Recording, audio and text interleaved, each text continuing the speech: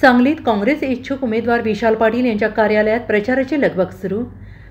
सांगली लोकसभा मतदारसंघाचे काँग्रेसचे इच्छुक उमेदवार विशालदादा पाटील यांच्या कार्यालयासमोर त्यांच्या संपर्क कार्यालयाचा बोर्ड प्रदर्शनी लावण्यात आलेला आहे। याचबरोबर विशालदादा पाटील यांच्या कार्यालयामध्ये निवडणुकीशी संबंधित सर्व तयारीला वेग आलेला आहे।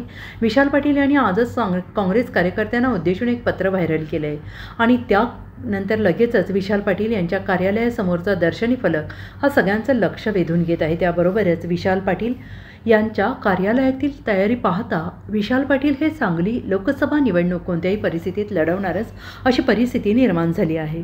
Bureau report SBN Marathi, Sangli.